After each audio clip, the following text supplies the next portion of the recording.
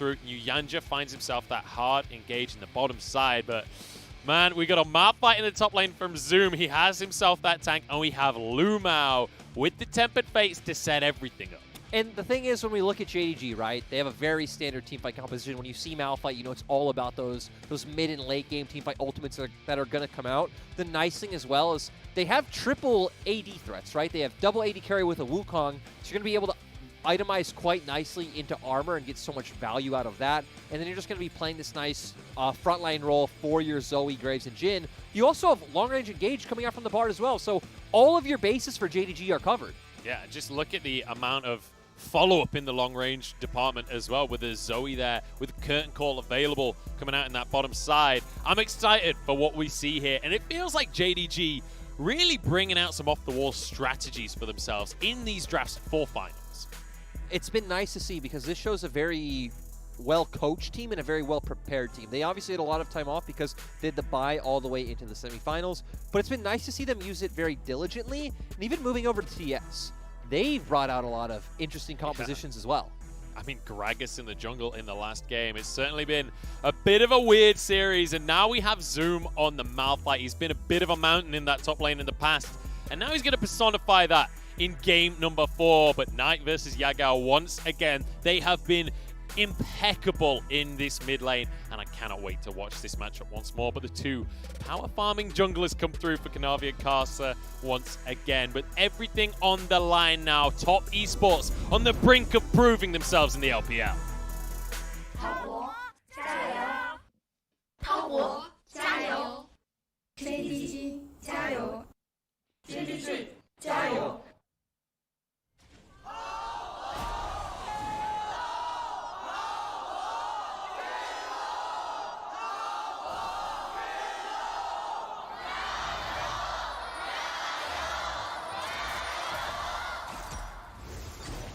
We're ready to get into game number 4 here. Our canned crowd is going ballistic for our two teams here. And I have to say, with everything on the line, Top Esports not deterred here. They're going to go for some level 1 shenanigans as they went and got some wards down. In that bottom side, you can see the ward in the tri-brush there.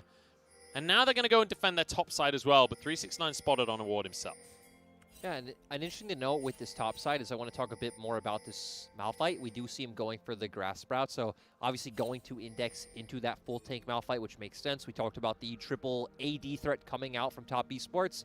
And an important thing to remember with Malphite is his W passive gives him bonus armor, and when you have the passive shield up, that armor is actually tripled. So he's going to be getting a ton of value. Sure, 369 ultimate later on gives armor shred. Hang on, we got a level 1 on our hands. LvMao's going to force them to back away though, and yuyanjia now find his way out of the play. Stun doesn't quite come out. Just a bit of extra damage from LvMao. But yeah, one extra thing as well to bear in mind with the Malphite is he does scale off of his damage when it comes to armor as well. And even his passive shield comes off of his HP, so again, he's one of the best tanks you can get when you just want the value out of those stats. Obviously, though, quite one-dimensional in playstyle.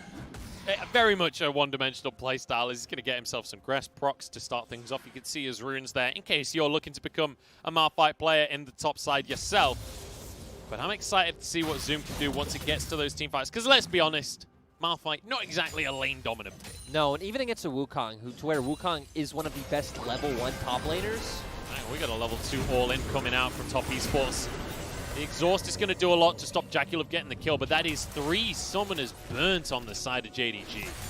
This shows the dominance that the TS bot lane have been showing in laning phase recently. Yuyanjia looking so potent on these hook champions, and you know, they want another round. They want to look for it again. LvMao's got to be real careful. He is out of mana, he is out of summoners. Yuyanjia finds that hook. That is a dead Bard right there, but both of our junglers, no splitting of the map this time around. They're both moving towards this top side like we expect them to. And especially for the side of Karsa, where you do have pushing top and mid lane, he should feel very comfortable to be able to take this Scuttle Crab. So we definitely want to see Knight and 369, you know, leaning over, interacting with their jungler. Yagao just desperately trying to clear these minions underneath the wave as Knight has the priority to move up out of the lane, which means Karsa will be the one to grab that Rift Scuttle that you're talking about here. And Kanavi just going to help shove out in this mid lane. He's maybe going to grab a CS or 2 himself as well, as he does it in classic Graves fashion. So, and with that lane pushed out, here we go. Knight trying to make the play. Javelin dodge from, though. And Karsa just going to answer that mid pressure. So what Kanavi was doing was showing in mid, pushing out that wave so he can try and secure the bot side scuttlecraft for himself because his bot lane's getting pushed in. He needs Yagao to have that freedom to move. But TS realized that. JackeyLove and yuyanjia move first to take it themselves. And then Karsa showing in mid as a response to him, hey, you aren't going for that scuttle crab. Going to be able to secure that both for the side of top esports. This is the biggest thing that we always praise top esports and specifically Karsa for, is reading the opponents and trying to deny their win conditions. Karsa doesn't have to win the lanes. His laners will do that by themselves. All he has to do is stop Kanavi from getting control, doing it beautifully to start our game off. The thing for TS, though, is they have the winning mid lane matchup once again. They have this early winning top side. They have the Ashe coming out in the bot lane. It once again spells out to us wanting to see these early aggressive moves. But it's Kanavi actually not even going to run into Karsa at all. They're not going to spot each other this time. Kanavi gets away with his invade. We've seen a couple of questionable invades from Kanavi across the course of this series as Yagao finds himself an exhaust, which means he has an opportunity to trade pretty aggressively there and contest for that wave. But importantly, Kanavi gets the wolves, gets on out of there as well. I want to see what Zoom comes back with for his first purchase. If he does want to just make his way towards something like early Ninja Tabbies. Oh, go straight towards the Thorn Mail, so wanting to come out, the Bramble Vest, I'm sorry, wanting to come out extremely ahead in these trades, going to really deny 369 from wanting to look for those all-ins. Yeah, extra bit of bonus damage coming out from the passive on that one, but importantly as well, stacking that armor. yuyanjia gets his recall denied here by LoKen. And I am curious to look towards this bottom lane once we get beyond the level 6 mark, because it has been JackeyLove on this Jhin throughout the series, and Jhin regularly doesn't really feel like the primary carry of a team composition, very much a utility AD carry. I'm excited to see what LoKen can do, but also what JackeyLove can do now that he's on the Ashe. I expect him to look in different places to where obviously we have the Bard for JDG side, so I'm going to want to see LvMao interact more with the map once he gets that Tempered Fade and, try to set up someone like Yagao or Kanavi on the opposite side. For TS, I want to see them make a play in the bot lane with that Enchanted Crystal Arrow. Zoom. He's hit level 6. He's got his jungler nearby, and 369 knows it. There is no way he can step up to this wave. He just needs to accept. We even see Karsa is on the bottom half of the map. Okay. My God, there we go. Unstoppable force in, and that's already 369's health bar depleted. Flash still available as Kanavi goes in. He's going to be able to easily finish off First Blood. And sadly, 369 didn't have the patience to wait for that wave near his turret. I guess regardless, he would have gotten dove. Like, there was no win in that situation when your jungle is on the bottom side, so... The only way you win that situation is you flash the Malphite ult. And it has to be said, even at a pro level, that can be very difficult. Kanavi just about got his grab there. And we even see he's going to go towards the first item Tiamat, knowing, hey, like, I don't really want to interact in the lane. It's about me just being able to quickly clear these minions and back off. Play more of a team role. And I have to say, when we talk about this bottom side of the map, we're already talking about the Ashe pick for JackeyLove. When you bring Malphite into that equation, JackeyLove is going to have to be on point with his flashes in the later stages of this game, because being able to dodge that Malphite ultimate is going to be the difference between him living and dying during these skirmishes. With Kanavi, with Yagao, with LoKen, the damage is easily there to follow up. But importantly, Tempered Fate into an unstoppable force.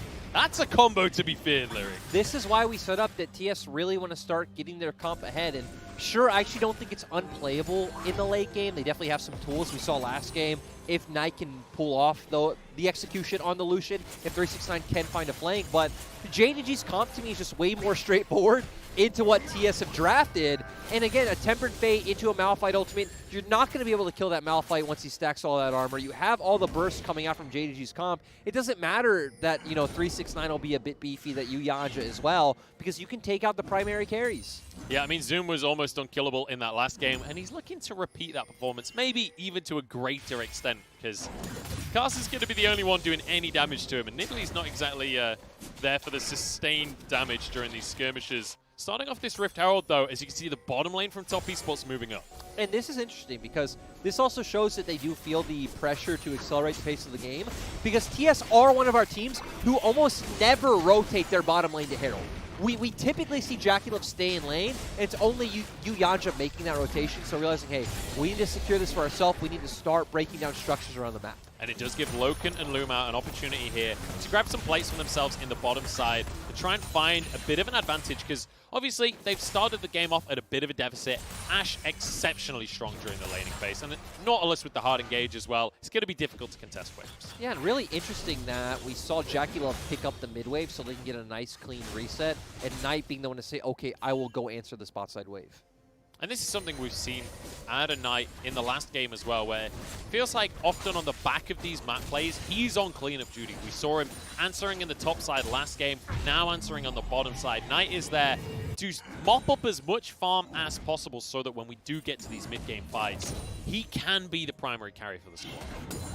Now I'm looking at where TS will use their Herald, because they haven't really gotten plates down anywhere other than mid lane, so that could be an option. They can try and use it as the distraction tool that we've seen a lot throughout the split, where you drop the Herald, it forces the enemy to react, and you turn force towards Dragon.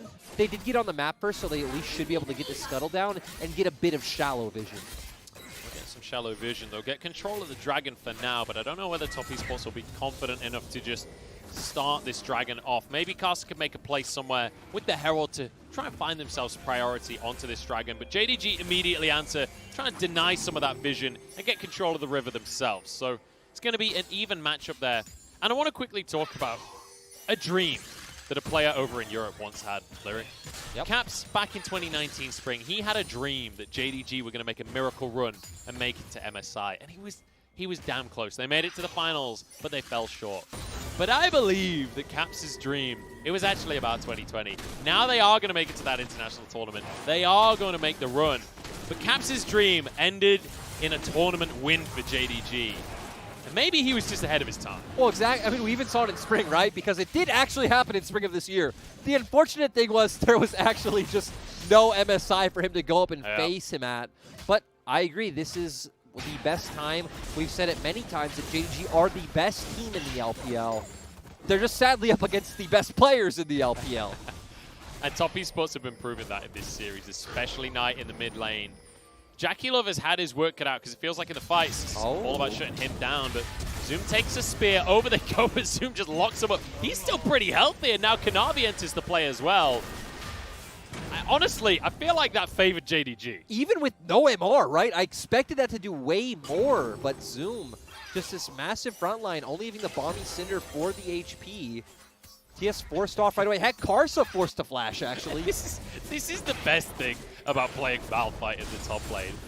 Unless you really, really overextend, it's kind of hard to die, honestly. Like, you just build resistances for days, you're happy to tank him, you're against an almost full AD composition. This is the Malphite dream. In 6 months, we're going to be asking ourselves, where were you when Malphite forced us to a Game 5 in the final? And we'll have to see. Because Karsa does want to shut him down. Zoom still has his flash available. Karsa not going to finish off his recall, but Zoom, full respect here. He's just going to chill under his tower. And I mean, 369 doesn't have his ultimate. Looks like they're trying to set up Herald here. I see. So down comes the Herald from Karsa. They were waiting until they saw Kanavi elsewhere on the map. He showed on one of those wards as he moved over to the Krugs. And it means that Top Esports can begin this play. They're not going to try and go for a dive. This is a Malphite we're talking about. You don't get to dive Malphite. He's not going to die. And so they just go for the 2 plates in the top side. We already mentioned how they didn't really have plates anywhere else. They got 1 plate in mid lane. It's pretty surprising to me that they just decided to drop it top. We even saw that 369 was able to clear the wave quite quickly with the Tiamat, so even potentially like hovering to a different side of the map and looking elsewhere. It feels to me that Top Esports were just saying, look, it's going to be very difficult to force a play mid or bot side. Like, there's going to be an answer from JDG. They probably don't care that much about the first 2 plays on the top side. And Herald was going to time out somewhere. Yep, and now we're transitioning to items. We see that Knight does have the Blade of the Rune King on board for him. Yagao not exactly at that loot. It's not really the only one on that first item spike, so TS can rely on him once again. So now we're in a very, very quiet game number 4. And to be honest, when I look at these 2 teams, this is kind of what I was expecting coming into the series across the board. Like, I wasn't expecting the level 1 action that we saw in Game 1 and Game 3. You're shaking your head at me here, Lyric. 1 kill in 13 minutes. What is this, Munchables? Maybe not quite this quiet, but like when you think of JDG, they are not an early game dominant team. They are a team that wants to play around the mid game, play around these dragon fights. And as we head towards this second dragon, like, look how slow the second dragon is coming in. There is sheer respect coming out from top esports when it comes to how they have to play this early. And it's the exact opposite of how they usually play because, sure, JDG are usually slow. They were actually 7 out of 18, our 8 teams in playoffs and champion kills per minute. But top esports were first. Zoom just says, sod your Rift Herald. I'm a Malphite. I am a tower. I can 1v1 this tower any day of the week. Kanavi, though, he's looking for an invade for himself here. Karsa moves onto the Krugs. Kanavi's looking to jump on over. I don't know if he knows Karsa's here. He's going to look for the play. He wants a 1v1 for himself because 369 is stuck under his tower right now. Zoom moves over to help out.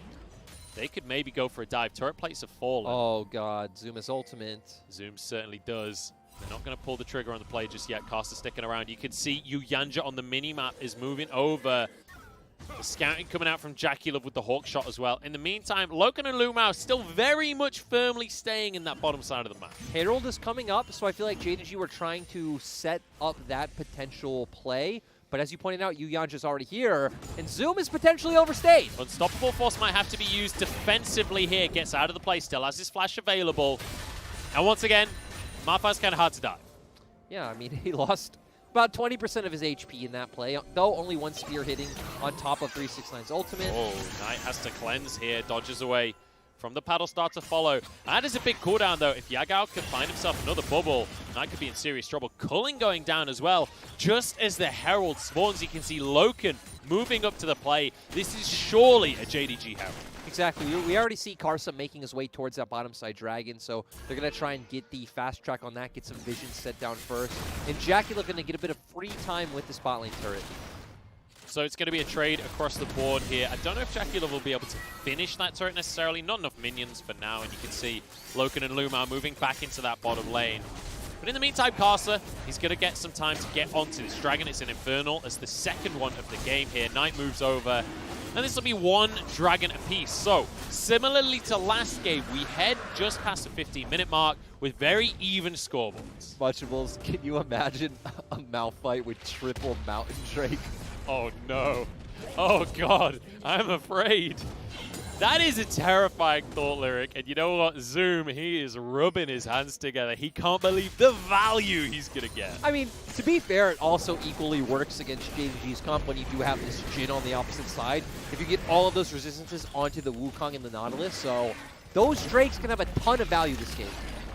Yeah, but Wukong is not exactly going to build full armor this game, so True. I definitely feel like JDG get the better end of that stick, but it's more about who gets the dragons, because no one's got any mountains just yet. We'll see if it's JDG to be the ones to grab that. LoKen and LvMao could be in trouble, though. Flash still available, but the burst damage there. JackeyLove jumps in to secure the kill. Zoom. Now Zoom makes a play off the backside of this one. Doesn't find the knock-up, though.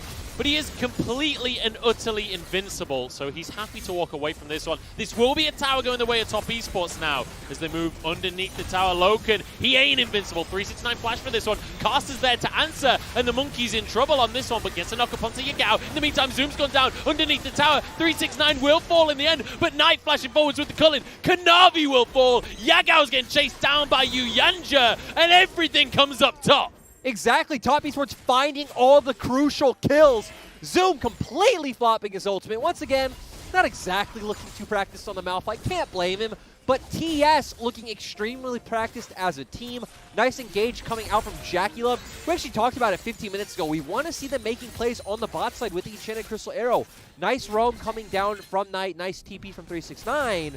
And they're starting to build up this gold lead that we expected to see. And watching JackeyLove play when he is feeling good is something to behold. Let's take another look at this engage. That turned into like, oh, Zoom to, oh, Zoom really quickly. They still keep it going. They already got the Bard kill to start it off.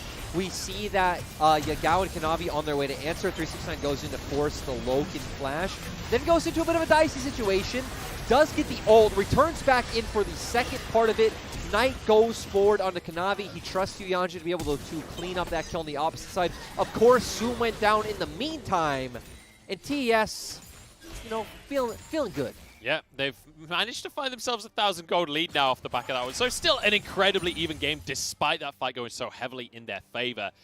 And it just feels so good to see JackeyLove flashing forward in these plays to make things happen for his team, because JackeyLove has always been a player that will play on the knife's edge, that will be the confident player to flash on forwards. Sometimes, and especially halfway through this split, it felt like he was doing it maybe too aggressively. Tempered Fate catches onto Karsa. Can they follow up is the question. Zoom is here, locked up by yuyanjia. Honestly, that was a great dredge line from yuyanjia to make sure that Zoom couldn't keep going on the Karsa. Yeah, and this is the combo that we talked about. The Tempered Fate into Unstoppable Force, but yuyanjia, knowing it's coming, gets the CC onto Zoom, and it means Karsa can get out of it. Yeah, and had LvMao maybe been able to hit 2 or 3-man Tempered Fate, maybe we could have seen the immediate ultimate coming out from Zoom, but I'm sure not wanting to waste that only on Karsa. And now Knight going to be able to pick up an objective on the opposite side of the map. Just going to even it out, 2 for 2. Just take a second here, Lyric, and just look at how much armor Zoom has right now. He already has a Sunfire Cape, he's got a Warden's Mail, he's got a Bramble Vest, he's got Ninja Tabby.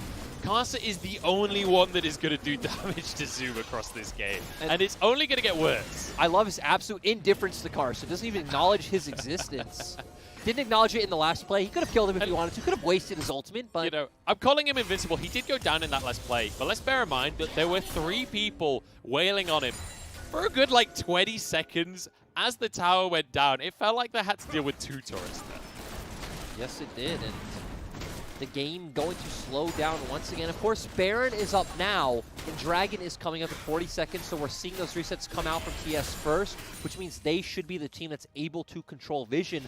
Luckily for JDG, they have a massive front line who doesn't mind face checking, and LvMao's ultimate is actually about to be up in like 5 seconds. Dragon up in 30 seconds, and we're talking about this Malphite, his big impactful ultimate. Same can be said for 369. He may not be tanky, but he can definitely finish off LoKen if he can find a good flank and get a good Cyclone off. So much of these team fights is going to be down to the top lanes. I honestly feel like for top esports, it's down to just not grouping up too closely and sidestepping that Malphite ultimate, because I'd much rather see 369 in a flanking position. Oh, JackeyLove has been caught. He doesn't have flash available. The ultimate's out too early, but it doesn't matter for now as Karsa jumps in.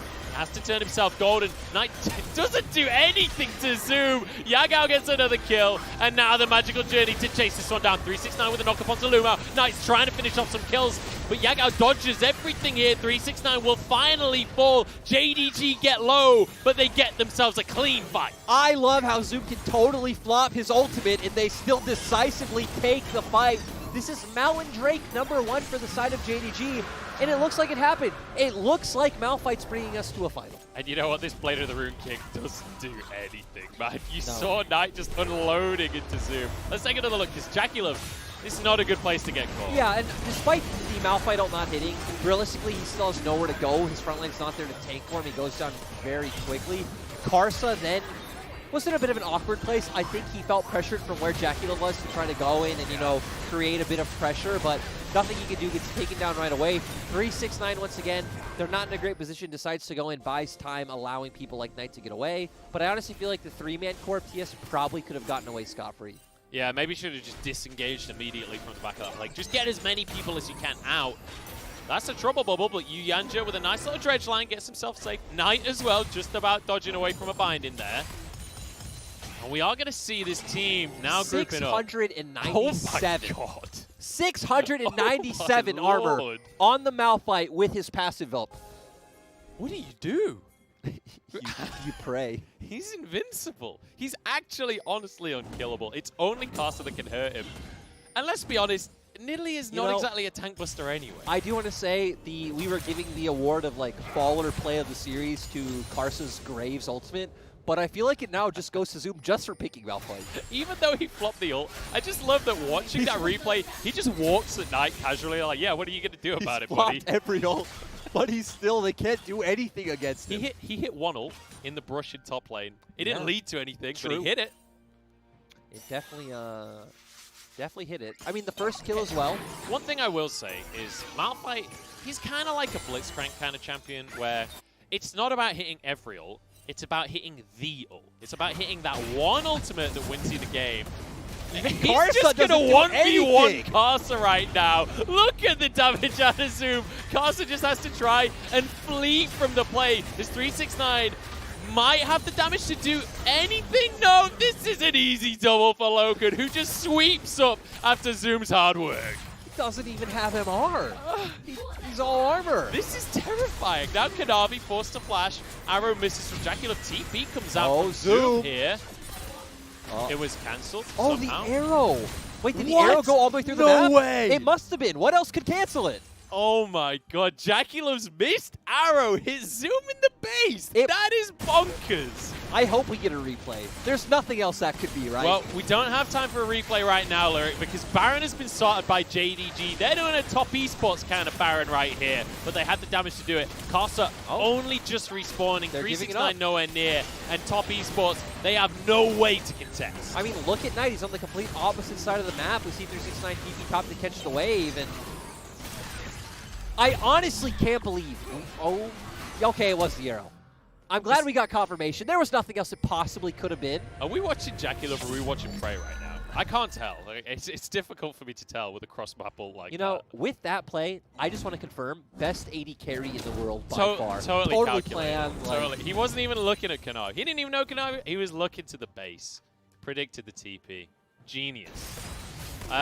On a serious note, though, as we move back towards the mid lane here, let's recap where we're at in this game, because JDG, as we've hit the mid game, have started to build themselves at least 3,000 gold up on the scoreboard right now.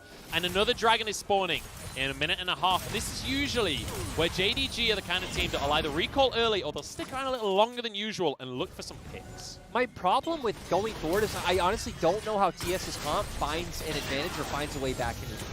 Like, it feels like they're relying on JDG to overstep, but guess what? If Zoom is the one overstepping, if Zoom is the one walking forward, it doesn't mean anything. It's just baiting yourself.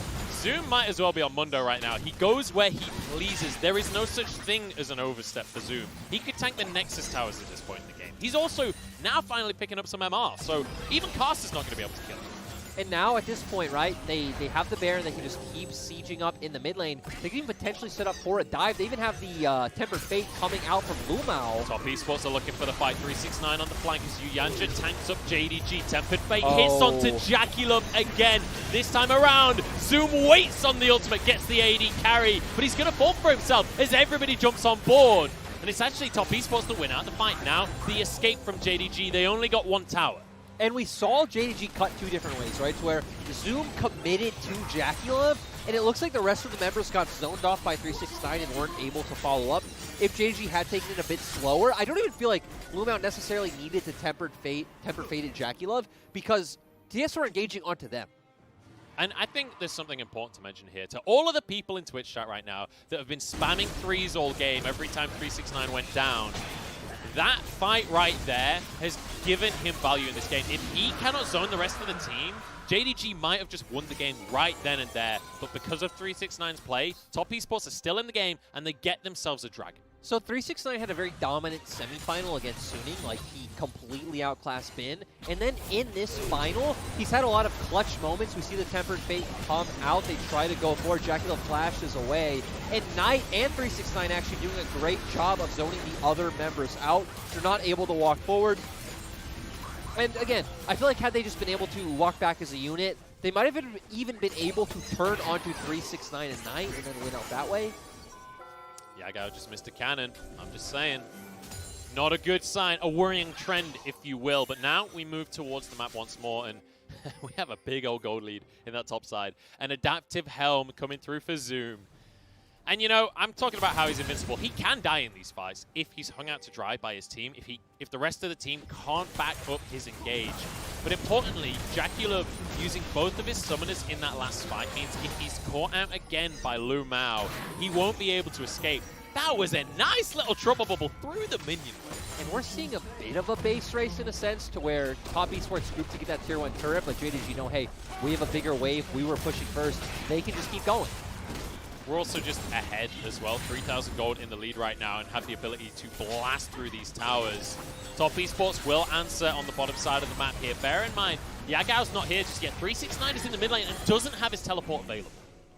And JDG actually don't have a great way of sieging without Yagao here, because right, he is a lot of that, the trouble bubbles over the wall, the paddle stars. They're going to lead to 369 getting a turret. Yeah, they also didn't have a minion wave. So once that first minion wave goes down, which Knight is easily able to clear alongside JackeyLove, there's no way for them to actually continue the siege, and it means 369 does grab that turret. And yeah, so far things are looking pretty clean. We're definitely going to wait for the next point for where next Drake is up, but going into game 4, you know, all cards on the table. We have the 700 armor Malphite on one side, 4K gold lead for them, but still we've seen that TS are able to find these small windows to play through, especially with Knight and 369. And here's the thing about this.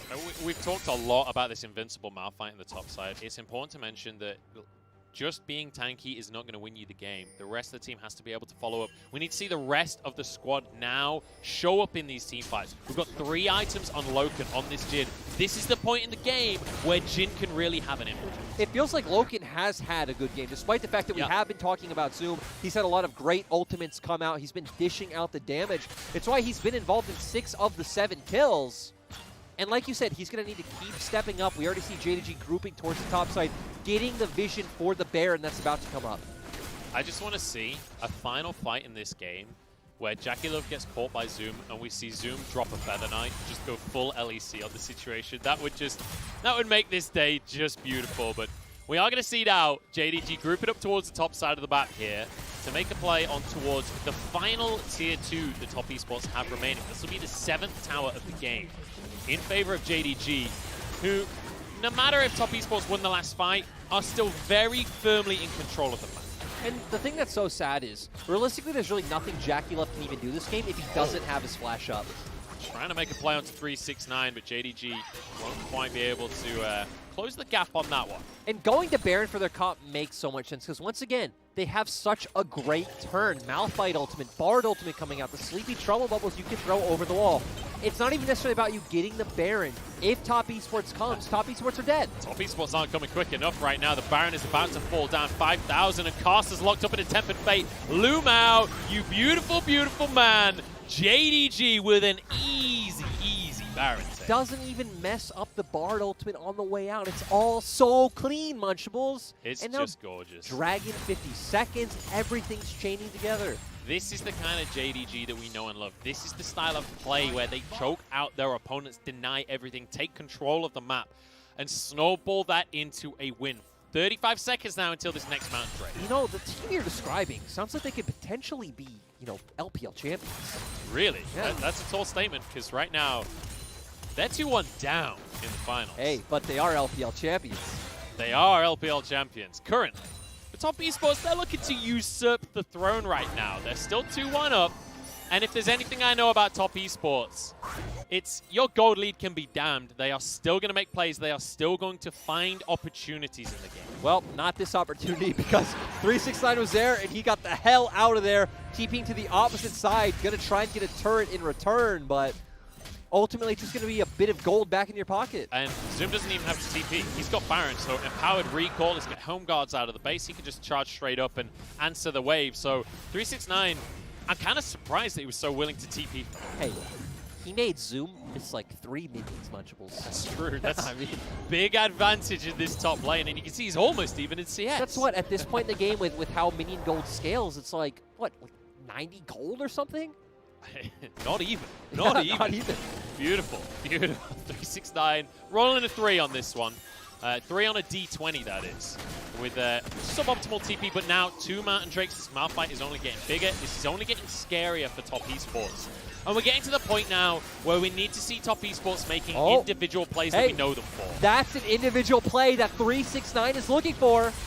It's the way that he's shown up in the past. Kanavi going to be able to zip away. The inhib's gone down, though. Top esports don't pull the trigger on the play, and now JDG rotate towards the top side. They've got 1 inhib, and they want some more to boot. This tower will fall like it's nothing right here as JDG just pushing their advantage. It's only a clone that got bubbled here. JDG with 2 inhibs. They might just keep going. They've still got 40 seconds of Baron. And they have Tempered Fate available. They have the Malphite ult available. They have a lot of tools where they can go forward and force these fights. And Zoom doesn't care about anything. He's going to TP right in front of you. Recall right in front of him, sorry. TP back on the opposite side of the map. Zoom now using his TP to get back onto the map here, because the rest of the squad, they're not recalling. 20 seconds on this Baron, and JDG reckon that's just about enough time to try and get themselves a third inhib. I don't know if they've got it in 15 seconds because this minion wave is going real slow. And even LoKen, 630 ADs, hitting like a truck. That fourth shot is going to one-shot an AD carry. Kanavi, he's found 369. This flank ain't going to work out because Kanavi knew it was coming right here. He chases him away. In the meantime, Zoom has found Knight. We're going to game 5, ladies and gentlemen, because JDG are going to find this one. Zoom is completely invincible under the tower. Karsa turns golden, but not all that glitters is gold right here. As now JackeyLove forced out of the play. Another double comes through for Yagao. And this is going to be the game. And that was a white flag emote coming out from LvMao. Once again, bringing us to game 5. And here we go, the rematch from spring, from our spring finals. It went to game 5 last time, and we're doing it all again in summer. Where were you when Malphite brought